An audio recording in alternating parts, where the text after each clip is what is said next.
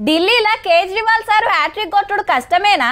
సర్వేలన్నీ అటు దిక్కే ఉన్నాయి కదా, కమలం జెండా ఎగరేసుడు పక్కానేనా? ఒకవేళ షీపూర్ పార్టీ గెలిస్తే కేజ్రీవాల్ సార్ సీఎం అవుతాడా, ఆతిషి మేడం కుర్చీలో కూర్చుంటదా? ఇంతకు కాంగ్రెస్ కథ ఏంది?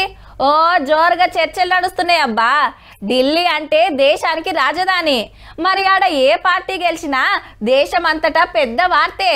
అయితే తెల్లారితే ఢిల్లీలో ఏ పార్టీ గెలుస్తుందో గాని రాజకీయం అయితే మంచి రంజు మీద ఉన్నదబ్బా. ఇటు సీపూర్ పార్టీ, అటు కమలం పార్టీ, నడుమిట్లు ఏసీబీ. గెలిచిన ఎమ్మెల్యేలను గుంజుకుంటానికి బీజేపీ ఫోన్లు చేస్తాండ్రు. 15 కోట్లు ఇస్తాం, మంత్రి పదవులు ఇస్తామని ఆశ పెడతాండ్రని ఆమ్ ఆద్మీ లీడర్లు అంటున్నమాట. आपने जो आरोप लगाए घटिया बेबुनियाद हैं। अगर आपके पास तथ्य हैं तो रखिए, नहीं तो फिर इसका परिणाम भुगतने के लिए तैयार रहिए। ఏహే గాళ్ళతోటి మాకేమాకరా, బంపర్ మెజార్టీతో పవర్లకు వస్తాం చూడు. ఉత్త పుణ్యానికి మమ్మల్ని బదనాం చేస్తాండ్రు, ఎంక్వైరీ చేయాల్సిందే అని గవర్నర్ గారికి ఉత్తరం రాయంగానే సరే అని ఏసీబీ ఆఫీసర్లను పంపుతూనే ఉన్నాడు. కేజ్రీవాల్ సార్ పార్టీ వాళ్ళు ఇండ్ల పుణుకులాట సురైందిగా. आपने जो झूठ लूट की राजनीति दिल्ली में की है अब नहीं चलेगी, आपको जवाब देना पड़ेगा।